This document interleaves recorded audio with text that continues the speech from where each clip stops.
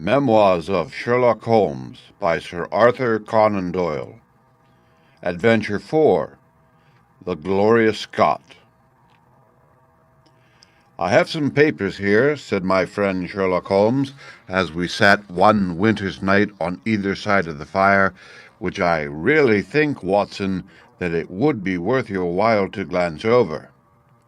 These are the documents in the extraordinary case of the Gloria Scott, and this is the message which struck Justice of the Peace Trevor dead with horror when he read it." He had picked from a drawer a little tarnished cylinder, and, undoing the tape, he handed me a short note scrawled upon a half-sheet of slate-gray paper. "The supply of game for London is going steadily up," it ran. "Head Keeper Hudson, we believe, has been told to receive all orders for fly paper and for preservation of your hen pheasant's life." As I glanced up from reading this enigmatical message, I saw Holmes chuckling at the expression upon my face. "You look a little bewildered," said he. "I cannot see how such a message as this could inspire horror. It seems to me to be rather grotesque than otherwise." "Very likely. Yet the fact remains that the reader, who was a fine, robust old man, was knocked clean down by it as if it had been by the butt end of a pistol." "You aroused my curiosity," said I. "But why did you say just now that there were very particular reasons why I should study this case?" "Because it was the first in which I was ever engaged." I had often endeavored to elicit from my companion what had first turned his mind in the direction of criminal research, but had never caught him before in a communicative humor. Now he sat forward in this armchair and spread out the documents upon his knees. Then he lit his pipe and sat for some time smoking and turning them over. "You never heard of me talk of Victor Trevor?" he asked. "He was the only friend I made during the 2 years I was at college. I was never a very sociable fellow, Watson, always rather fond of moping in my rooms and working out my own little methods of thought, so that I never mixed much with men of my year. Bar fencing and boxing, I had few athletic tastes, and then my line of study was quite distinct from that of the other fellows, so that we had no points of contact at all. Trevor was the only man I knew, and that only through the accident of his bull-terrier freezing onto my ankle one morning as I went down to chapel. It was a prosaic way of forming a friendship, but it was effective. I was laid by the heels for 10 days, but Trevor used to come in to inquire after me. At first it was only a minute's chat, but soon his visits lengthened, and before the end of the term we were close friends. He was a hearty, full-blooded fellow, full of spirits and energy, the very opposite to me in most respects, but we had some subjects in common, and it was a bond of union when I found that he was as friendless as I. Finally, he invited me down to his father's place at Donnithorpe in Norfolk, and I accepted his hospitality for a month of the long vacation. Old Trevor was evidently a man of some wealth and consideration, a J.P. and a landed proprietor. Donnithorpe is a little hamlet just to the north of Langmere in the county of the Broads. The house was an old-fashioned, widespread oak-beamed brick building with a fine, lime-lined avenue leading up to it. There was excellent wild duck shooting in the fens, remarkably good fishing, a small but select library, taken over, as I understand, from a former occupant, and a tolerable cook, so that he would be a fastidious man who could not put in a pleasant month there. Trevor Senior was a widower, and my friend his only son. There had been a daughter, I heard, but she had died of diphtheria while on a visit to Birmingham. The father interested me extremely. He was a man of little culture, but with a considerable amount of rude strength, both physically and mentally. He knew hardly any books, but he had traveled far and had seen much of the world, and had remembered all that he had learned. In person he was a thick-set, burly man with a shock of grizzled hair, a brown, weather-beaten face, and blue eyes which were keen to the verge of fierceness. Yet he had a reputation for kindness and charity on the countryside, and was noted for the leniency of his sentences from the bench.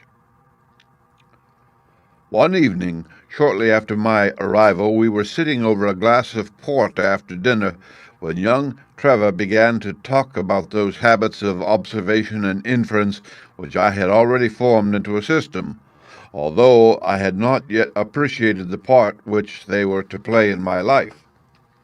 The old man evidently thought that his son was exaggerating in his description of one or two trivial feats which I had performed. "Come now, Mr. Holmes," said he, laughing good-humouredly. "I'm an excellent subject if you can deduce anything from me." "I fear there's not very much," I answered. "I might suggest that you have gone about in fear of some personal attack within the last 12-month. The laugh faded from his lips, and he stared at me in great surprise. "Well, that's true enough," said he. "You know, Victor," turning to his son, "when we broke up that poaching gang, they swore to knife us, and Sir Edward Hawley has actually been attacked. I've always been on my guard since then, though I have no idea how you know it." "You have a very handsome stick," I answered. "By the inscription I observed that you had not had it more than a year, but you have taken some pains to bore the head of it and pour melted lead into the hole so as to make it a more formidable weapon. I argued that you would not take such precautions unless you had some danger to fear." "Anything else?" he asked, smiling. "You have boxed a good deal in your youth." "Right again." "How did you know it? Is my nose knocked a little out of the straight?" "No," said I. "It is your ears. They have the peculiar flattening and thickening which marks the boxing man." "Anything else?" "You have done a good deal of digging by your callosities." "Made all my money at the goldfields." "You have been in New Zealand." "Right again." "You have visited Japan." "Quite true." "And you have been most intimately associated with someone whose initials were J.A., and whom you afterwards were eager to entirely forget."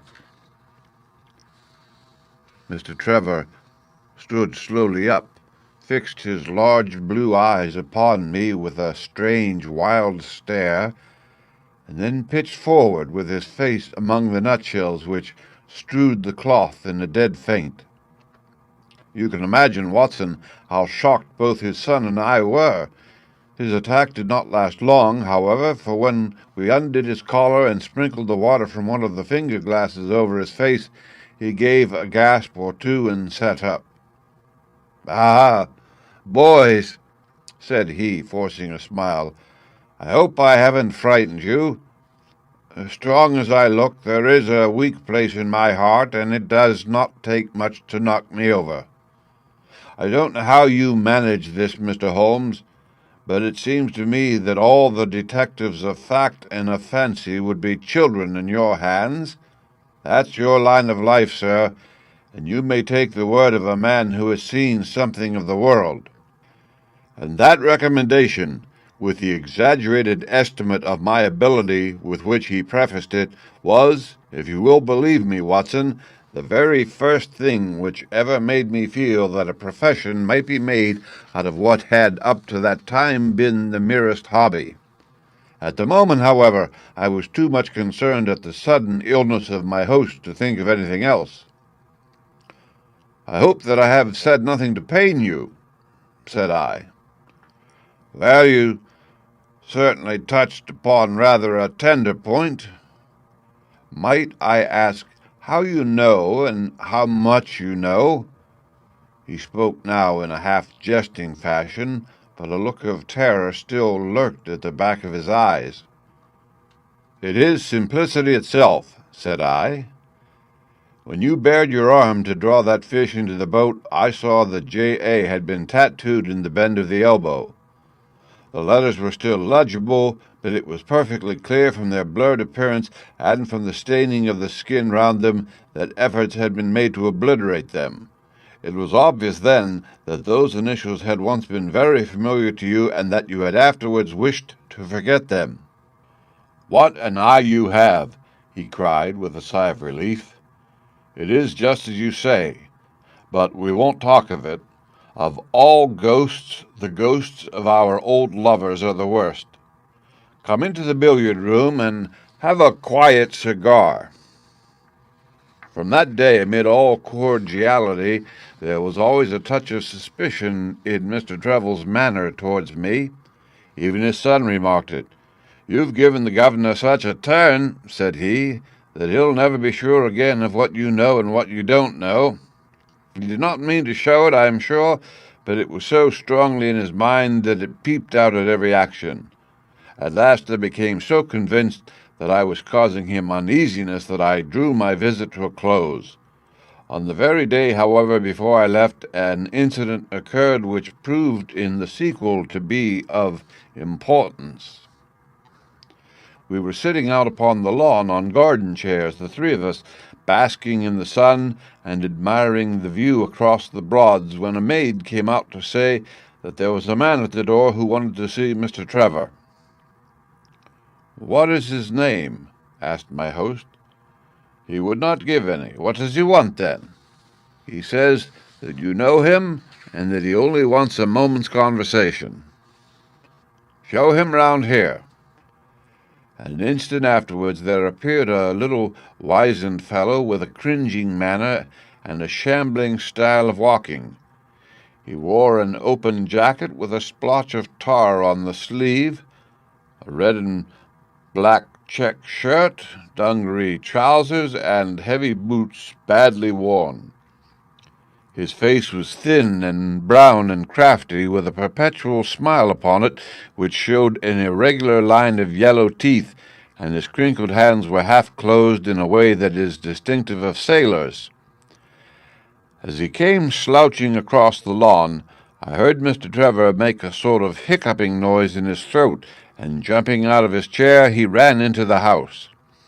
He was back in a moment, and I smelt a strong reek of brandy as he passed me. "Well, my man," said he, "what can I do for you?" The sailor stood looking at him with puckered eyes and with the same loose-lipped smile upon his face. "You don't know me?" he asked. "Why, dear me, it is surely Hudson," said Mr. Trevor in a tone of surprise. "Hudson it is, sir," said the seaman. "Why, it's 30 year and more since I saw you last. Here you are in your house, and me still picking my salt meat out of the harness cask." "Tut, you will find that I have not forgotten old times," cried Mr. Trevor, and walking towards the sailor, he said something in a low voice. "Go into the kitchen," he continued out loud, "and you will get food and drink. I have no doubt that I shall find you a situation." "Thank you, sir," said the seaman, touching his forelock. "I'm just off a 2-year in an 8-knot tramp, short-handed at that, and I wants a rest. I thought I'd get it either with Mr. Beddoes or with you." "Ah!" cried Trevor. "You know where Mr. Beddoes is?" "Bless you, sir, I know where all my old friends are," said the fellow with a sinister smile, and he slouched off after the maid to the kitchen. Mr. Trevor mumbled something to us about having been shipmate with the man when he was going back to the diggings, and then, leaving us on the lawn, he went indoors. An hour later, when we entered the house, we found him stretched dead drunk upon the dining-room sofa. The whole incident left a most ugly impression upon my mind, and I was not sorry next day to leave Donnithorpe behind me, for I felt that my presence must be a source of embarrassment to my friend. All this occurred during the first month of the long vacation. I went up to my London rooms, where I spent 7 weeks working out a few experiments in organic chemistry. One day, however, when the autumn was far advanced and the vacation drawing to a close, I received a telegram from my friend imploring me to return to Donnithorpe and saying that he was in great need of my advice and assistance. Of course, I dropped everything and set out for the north once more. He met me with a dog-cart at the station, and I saw at a glance that the last 2 months had been very trying ones for him. He had grown thin and careworn, and had lost the loud, cheery manner for which he had been remarkable. "The governor is dying," were the first words he said. "Impossible!" I cried. "What is the matter?" "Apoplexy, nervous shock. He's been on the verge all day. I doubt if we shall find him alive." I was, as you may think, Watson, horrified at this unexpected news. "What has caused it?" I asked. "Ah, that is the point. Jump in, and we can talk it over while we drive. You remember that fellow who came upon the evening before you left us?" "Perfectly." "Do you know who it was that we let into the house that day?" "I have no idea." "It was the devil, Holmes," he cried. I stared at him in astonishment. "Yes, it was the devil himself. We have not had a peaceful hour since, not one. The governor has never held up his head from that evening, and now the life has been crushed out of him and his heart broken, all through this accursed Hudson." "What power had he, then?" "Ah, that is what I would give so much to know. The kindly, charitable, good old governor, how could he have fallen into the clutches of such a ruffian? But I am so glad that you have come, Holmes. I trust very much to your judgment and discretion, and I know that you will advise me for the best." We were dashing along the smooth white country road, with the long stretch of the Broads in front of us glimmering in the red light of the setting sun. From a grove upon our left I could already see the high chimneys and the flagstaff which marked the squire's dwelling. "My father made the fellow gardener," said my companion, "and then, as that did not satisfy him, he was promoted to be butler. The house seemed to be at his mercy, and he wandered about and did what he chose in it. The maids complained of his drunken habits and his vile language. The dad raised their wages all round to recompense them for the annoyance. The fellow would take the boat and my father's best gun and treat himself to little shooting trips.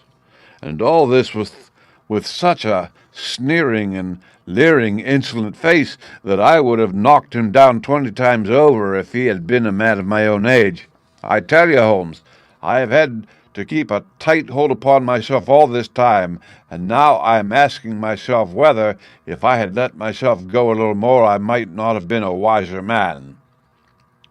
Well, matters went from bad to worse with us, and this animal Hudson became more and more intrusive, until at last, on making some insolent reply to my father in my presence one day, I took him by the shoulders and turned him out of the room. He slunk away with a livid face and 2 venomous eyes which uttered more threats than his tongue could do. I don't know what passed between the poor dad and him after that, but the dad came to me next day and asked me whether I would mind apologizing to Hudson. I refused, as you can imagine, and asked my father how he could allow such a wretch to take such liberties with himself and his household. "Ah, my boy," said he, "it is all very well to talk, but you don't know how I am placed. But you shall know, Victor. I'll see that you shall know, come what may. You wouldn't believe harm of your poor old father, would you, lad?" He was very much moved, and shut himself up in the study all day, where I could see through the window that he was writing busily. That evening there came what seemed to me to be a grand release, for Hudson told us that he was going to leave us. He walked into the dining room as we sat after dinner and announced his intention in the thick voice of a half-drunken man. "I've had enough of Norfolk," said he. "I'll run down to Mr. Beddoes in Hampshire. He'll be as glad to see me as you were, I dare say." "You're not going away in an unkind spirit, Hudson, I hope," said my father with a tameness which made my blood boil. "I've not had my apology," said he, sulkily, glancing in my direction. "Victor, you'll acknowledge that you have used this worthy fellow rather roughly," said the dad, turning to me. "On the contrary, I think that we have both shown extraordinary patience towards him," I answered. "Oh, you do you?" he snarls. "Very good, mate. We'll see about that." He slouched out of the room, and half an hour afterwards left the house, leaving my father in a state of pitiable nervousness. Night after night I heard him pacing his room, and it was just as he was recovering his confidence that the blow did at last fall. "And how?" I asked eagerly. "In the most extraordinary fashion. A letter arrived from my father yesterday evening, bearing the Fordingbridge postmark. My father read it, clapped both his hands to his head, and began running round the room in little circles like a man who has been driven out of his senses. When I at last drew him down on to the sofa, his mouth and eyelids were all puckered on one side, and I saw that he had a stroke. Dr. Fordham came over at once. We put him to bed, but the paralysis has spread. He has shown no sign of returning consciousness, and I think that we shall hardly find him alive." "You horrify me, Trevor," I cried. "What, then, could have been in this letter to cause so dreadful a result?" "Nothing. There lies the inexplicable part of it. The message was absurd and trivial. Ah, my God, it is as I feared."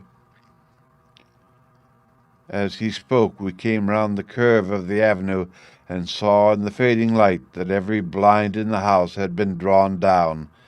As we dashed up to the door, my friend's face convulsed with grief, a gentleman in black emerged from it. "When did it happen, doctor?" asked Trevor. "Almost immediately after you left." "Did he recover consciousness?"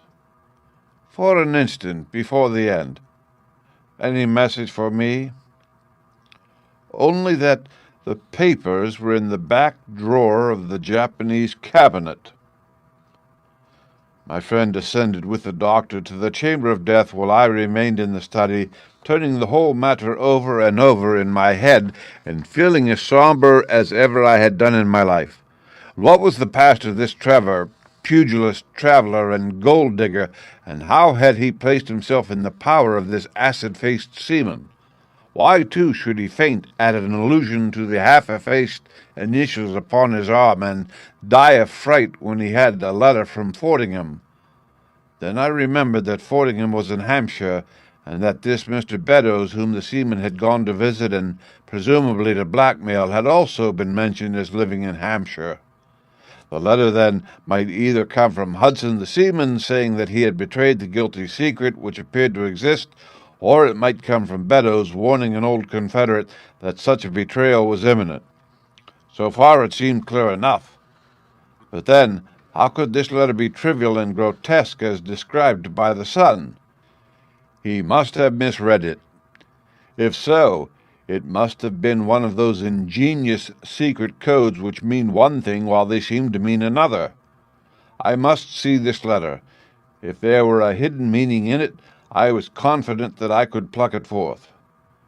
For an hour I sat pondering over it in the gloom, until at last a weeping maid brought in a lamp, and close at her heels came my friend Trevor, pale but composed, with these very papers which lie upon my knee, held in his grasp. He sat down opposite to me, drew the lamp to the edge of the table, and handed me a short note, scribbled, as you see, upon a single sheet of grey paper. The supply of game for London is going steadily up, it ran. Headkeeper Hudson, we believe, has been now told to receive all orders for fly paper and for preservation of your hen pheasant's life. I dare say my face looked as bewildered as yours did just now when first I read this message. Then I reread it very carefully. It was evidently as I had thought, and some secret meaning must lie buried in this strange combination of words. Or could it be that there was a prearranged significance to such phrases as fly paper and hen pheasant? Such a meaning would be arbitrary and could not be deduced in any way, and yet I was loath to believe that this was the case, and the presence of the word Hudson seemed to show that the subject of the message was as I had guessed, and that it was from Beddoes rather than the sailor. I tried it backwards, but the combination life's pheasant's hen was not encouraging. Then I tried alternate words, but neither the of for nor supply game London promised to throw any light upon it. And then in an instant the key of the riddle was in my hands, and I saw that every third word, beginning with the first, would give a message which might well drive old Trevor to despair. It was short and terse, the warning, as I now read it to my companion. The game is up. Hudson has told all. Fly for your life. Victor Trevor sank his face into his shaking hands. It must be that, I suppose, said he. This is worse than death, for it means disgrace as well. But what is the meaning of these headkeepers and hen pheasants? It means nothing to the message, but it might mean a good deal to us if we had no other means of discovering the sender. You see that he has begun by writing, "The game is," and so on. Afterwards he had to fulfill the prearranged cipher to fill in any two words in each space. He would naturally use the first words which came to his mind, and if there were so many which referred to sport among them, you may be tolerably sure that he is either an ardent shot or interested in breeding. Do you know anything of this Beddoes? Why, now that you mention it, said he, I remember that my poor father used to have an invitation from him to shoot over his preserves every autumn. Then it is undoubtedly from him that the note comes, said I. It only remains for us to find out what this secret was which the sailor Hudson seems to have held over the heads of these two wealthy and respected men. Alas, Holmes, I fear that it is one of sin and shame, cried my friend. But from you I shall have no secrets. Here is the statement which was drawn up by my father when he knew that the danger from Hudson had become imminent. I found it in the Japanese cabinet, as he told the doctor. Take it and read it to me, for I have neither the strength nor the courage to do it myself. These are the very papers, Watson, which he handed to me, and I will read them to you as I read them in the old study that night to him. They are endorsed outside, as you see. Some particulars of the voyage of the bark Gloria from her leaving Falmouth on the 8th October 1855 to her destruction in north latitude 15 degrees 20 minutes west, longitude 25 degrees 14 minutes on November 6th. It is in the form of a letter and runs in this way. My dear son, now that approaching disgrace begins to darken the closing years of my life, I can write with all truth and honesty that it is not the terror of the law, it is not the loss of my position in the county, nor is it my fall in the eyes of all who have known me which cuts me to the heart, but it is the thought that you should come to blush for me, you who love me, and who have seldom, I hope, had reason to do other than respect me. But if the blow falls which is forever hanging over me, then I should wish you to read this, that you might have known straight from me how far I have been to blame. On the other hand, if all should go well, which may kind God Almighty grant, then if by chance this paper should be still undestroyed and should fall into your hands, I conjure you by all you hold sacred, by the memory of your dear mother, and by the love which had been between us, to hurl it into the fire, and to never give one thought to it again. If then your eye goes on to read this line, I know that I shall already have been exposed and dragged from my house, or, as is more likely, for you know that my heart is weak, by lying with my tongue sealed forever in death. In either case, the time for suppression is past, and every word which I tell you is the naked truth, and this I swear as I hope for mercy. My name, dear lad, is not Trevor. I was James Armitage in my younger days, and you can understand now the shock that it was to me a few weeks ago when your college friend addressed me in words which seemed to imply that he had surprised my secret. As Armitage it was that I entered a London banking house, and as Armitage I was convicted of breaking my country's laws and was sentenced to transportation. Do not think very harshly of me, laddie. It was a debt of honor, so called, which I had to pay, and I used money which was not my own to do it, in the certainty that I could replace it before there could be any possibility of its being missed. But the most dreadful ill luck pursued me. The money which I had reckoned upon never came to hand, and a premature examination of accounts exposed my deficit. The case might have been dealt leniently with, but the laws were more harshly administered 30 years ago than now, and on my 23rd birthday I found myself chained as a felon with 37 other convicts 'tween decks of the bark Gloria, bound for Australia. It was the year 55 when the Crimean War was at its height, and the old convict ships had been largely used as transports in the Black Sea.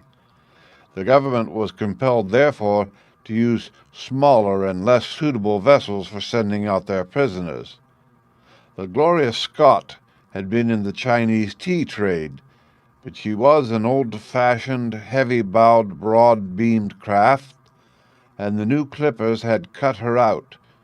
She was a 500-ton boat, and beside her 38 jailbirds she carried 26 of a crew, 18 soldiers, a captain, 3 mates, a doctor, a chaplain, and 4 warders. Nearly 100 souls were in her, all told, when we set sail from Falmouth. The partitions between the cells of the convicts, instead of being of thick oak, as is usual in convict ships, was quite thin and frail. The man next to me upon the aft side was one whom I had particularly noticed when we were led down the quay.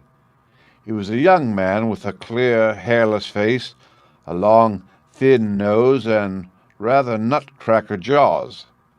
He carried his head very jauntily in the air, had a swaggering style of walking, and was, above all else, remarkable for his extraordinary height. I don't think that any of our heads would have come up to his shoulder, and I am sure that he could not have measured less than 6½ feet. It was strange, among so many sad and weary faces, to see one which was full of energy and resolution. The sight of it was to me like a fire in a snowstorm. I was glad then to find that he was my neighbor, and gladder still when, in the dead of night, I heard a whisper close to my ear, and found that he had managed to cut an opening in the board which separated us. "Hello, chummy," said he. "What's your name, and what are you here for?" I answered him, and asked in turn who I was talking with. "I'm Jack Prendergast," said he, "and by God, you'll learn to bless my name before you've done with me." I remembered hearing of his case, for it was one which had made an immense sensation throughout the country some time before my own arrest. He was a man of good family and of great ability, but of incurably vicious habits, who had, by an ingenious system of fraud, obtained huge sums of money from the leading London merchants. "Ha ha! You remember my case," said he proudly. "Very well indeed." "Then maybe you remember something queer about it." "What was that, then?" "I had nearly $250,000, hadn't I?" "So it was said, but none was recovered, eh?" "No." "Well, where do you suppose the balance is?" he asked. "I have no idea," said I. "Right between my finger and my thumb," he cried. "By God, I've got more pounds to my name than you've hairs on your head. And if you've money, my son, and know how to handle it and spread it, you can do anything. Now, you don't think it likely that a man who could do anything is going to wear his breeches out sitting in the stinking hold of a rat-gutted, beetle-ridden, mouldy old coffin of a China coaster? No, sir.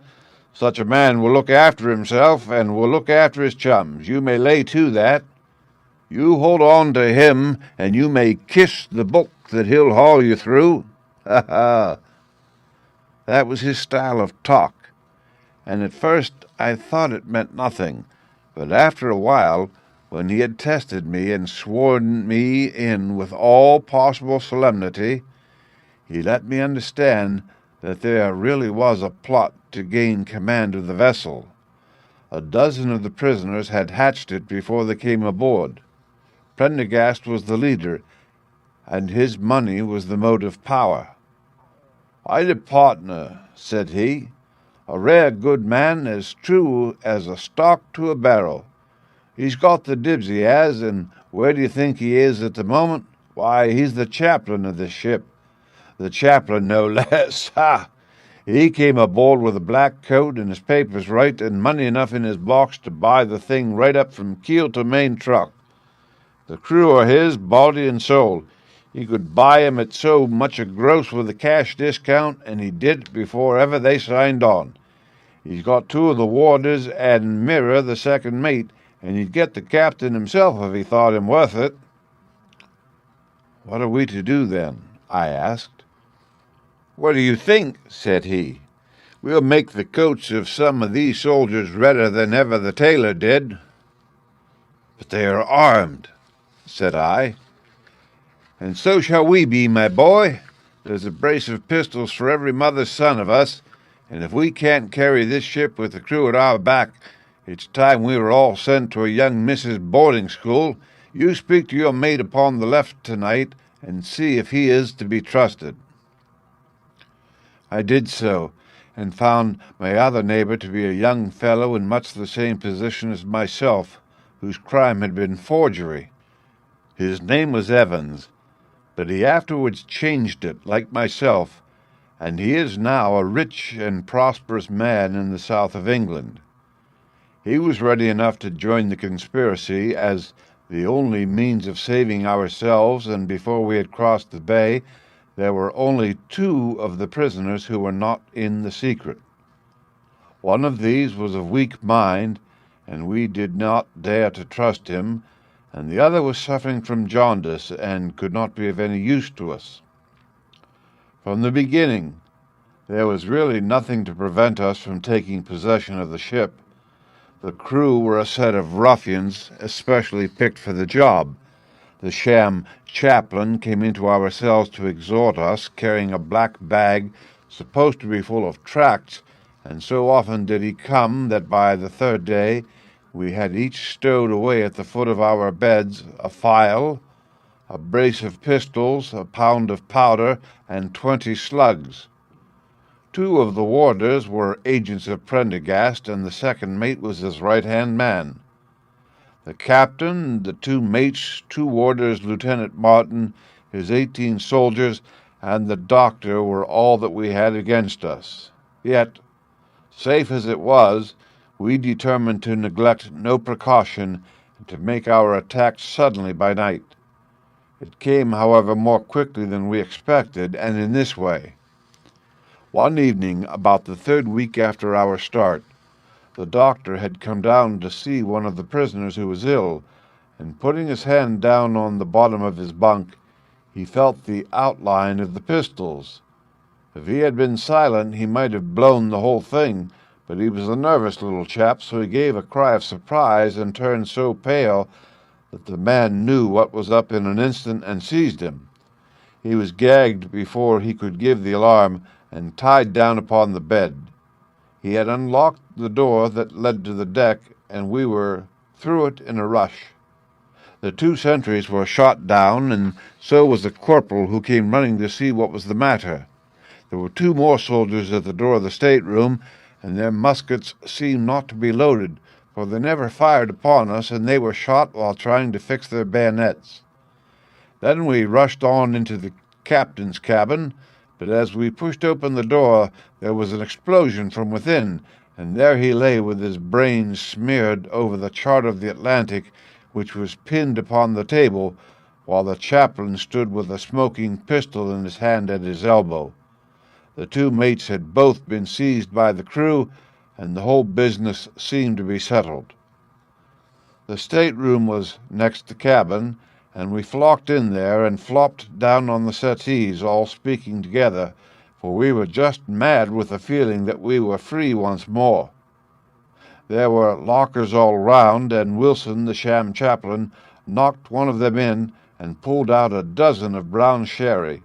We cracked off the necks of the bottles, poured the stuff out into tumblers, and were just tossing them off, when in an instant, without warning, there came the roar of muskets in our ears, and the saloon was so full of smoke that we could not see across the table. When it cleared again, the place was a shambles. Wilson and 8 others were wriggling on the top of each other on the floor, and the blood and the brown sherry on that table turned me sick now when I think of it. We were so cowed by the sight that I think we should have given the job up if it had not been for Prendergast. He bellowed like a bull and rushed for the door with all that were left alive at his heels. Out we ran, and there on the poop were the lieutenant and 10 of his men. The swing skylights above the saloon table had been a bit open, and they had fired on us through the slit. We got on them before they could load, and they stood to it like men, but we had the upper hand of them, and in 5 minutes it was all over. My God, was there ever a slaughterhouse like that ship? Prendergast was like a raging devil, and he picked the soldiers up as if they had been children, and threw them overboard, alive or dead. There was one sergeant that was horribly wounded, and yet kept on swimming for a surprising time until someone in mercy blew out his brains. When the fighting was over, there was no one left of our enemies except just the warders, the mates, and the doctor. It was over them that the great quarrel arose. There were many of us who were glad enough to win back our freedom, and yet who had no wish to have murder on our souls. It was one thing to knock the soldiers over with their muskets in their hands, and it was another to stand by while men were being killed in cold blood. 8 of us, 5 convicts and 3 sailors, said that we would not see it done. But there was no moving Prendergast and those who were with him. Our only chance of safety lay in making a clean job of it, said he, and he would not leave a tongue with power to wag in a witness box. It nearly came to our sharing the fate of the prisoners, but at last he said that if we wished we might take a boat and go. We jumped at the offer, for we were already sick of these bloodthirsty doings, and we saw that there would be worse before it was done. We were given a suit of sailor togs, each a barrel of water, 2 casks, 1 of junk and 1 of biscuits, and a compass. Prendergast threw us over a chart, told us that we were shipwrecked mariners whose ship had foundered in latitude 15 degrees and longitude 25 degrees west, and then cut the painter and let us go. And now I come to the most surprising part of my story, my dear son. The seamen had hauled the foreyard aback during the rising, but now as we left them they brought it square again, and as there was a light wind from the north and east, the bark began to draw slowly away from us. Our boat lay, rising and falling upon the long, smooth rollers, and Evans and I, who were the most educated of the party, were sitting in the sheets working out our position and planning what coast we should make for. It was a nice question, for the Cape de Verdes were about 500 miles to the north of us, and the African coast about 700 to the east. On the whole, as the wind was coming round to the north, we thought that Sierra Leone might be best, and turned our head in that direction, the bark being at that time nearly hull down on our starboard quarter. Suddenly, as we looked at her, we saw a dense black cloud of smoke shoot up from her, which hung like a monstrous tree upon the sky line. A few seconds later, a roar like thunder burst upon our ears, and as the smoke thinned away, there was no sign left of the Gloria Scott.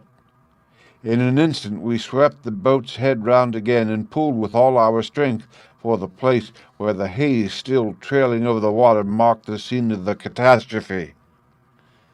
It was a long hour before we reached it, and at first we feared that we had come too late to save anyone. A splintered boat and a number of crates and fragments of spars rising and falling on the waves showed us where the vessel had foundered, but there was no sign of life, and we had turned away in despair when we heard a cry for help, and saw at some distance a piece of wreckage with a man lying stretched across it. When we pulled him aboard the boat, he proved to be a young seaman of the name of Hudson, who was so burned and exhausted that he could give us no account of what had happened until the following morning. It seemed that after we had left, Prendergast and his gang had proceeded to put to death the 5 remaining prisoners. The 2 warders had been shot and thrown overboard, and so also had the 3rd mate. Prendergast then descended into the 'tween decks and with his own hands cut the throat of the unfortunate surgeon. There only remained the 1st mate, who was a bold and active man. When he saw the convict approaching him with a bloody knife in his hand, he kicked off his bonds, which he had somehow contrived to loosen, and rushing down the deck, he plunged into the after-hold. A dozen convicts, who descended with their pistols in search of him, found him with a matchbox in his hand, seated beside an open powder barrel, which was one of 100 carried on board, and swearing that he would blow all hands up if he were in any way molested. An instant later, the explosion occurred, though Hudson thought it was caused by the misdirected bullet of one of the convicts rather than the mate's match. Be the cause what it may, it was the end of the Gloria Scott and of the rabble who held command of her. Such, in a few words, my dear boy, is the history of this terrible business in which I was involved. Next day, we were picked up for the brig Hotspur, bound for Australia, whose captain found no difficulty in believing that we were the survivors of a passenger ship which had foundered. The transport ship Gloria Scott was set down by the Admiralty as being lost at sea, and no word has ever leaked out as to her true fate.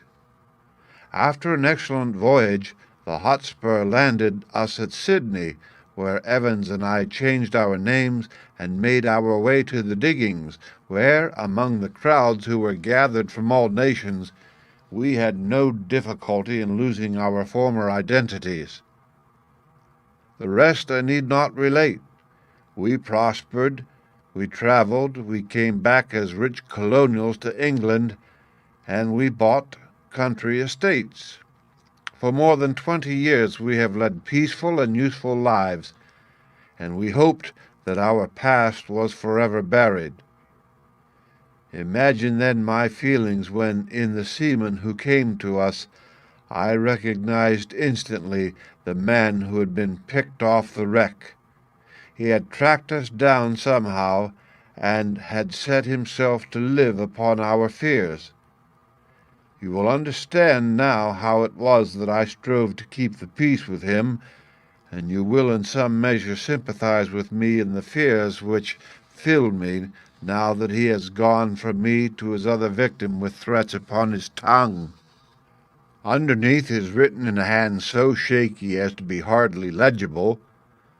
Beddoes writes in cipher to say H has told all. Sweet Lord, have mercy on our souls. That was the narrative which I read that night to young Trevor, and I think, Watson, that under the circumstances it was a dramatic one. The good fellow was heartbroken at it, and went out to the Terai tea planting, where I hear that he is doing well. As to the sailor and Beddoes, neither of them was ever heard of again after that day on which the letter of warning was written. They both disappeared utterly and completely. No complaint had been lodged with the police, so that Beddoes had mistaken a threat for a deed. Hudson had been seen lurking about, and it was believed by the police that he had done away with Beddoes and had fled. For myself, I believe that the truth was exactly the opposite. I think that it is most probable that Beddoes, pushed to desperation, and believing himself to have been already betrayed, had revenged himself upon Hudson, and had fled from the country with as much money as he could lay his hands on. Those are the facts of the case, Doctor, and if they are of any use to your collection, I am sure that they are very heartily at your service. The End. Read by Rick Kistner for Lit2Go on the web at fcit.usf.edu.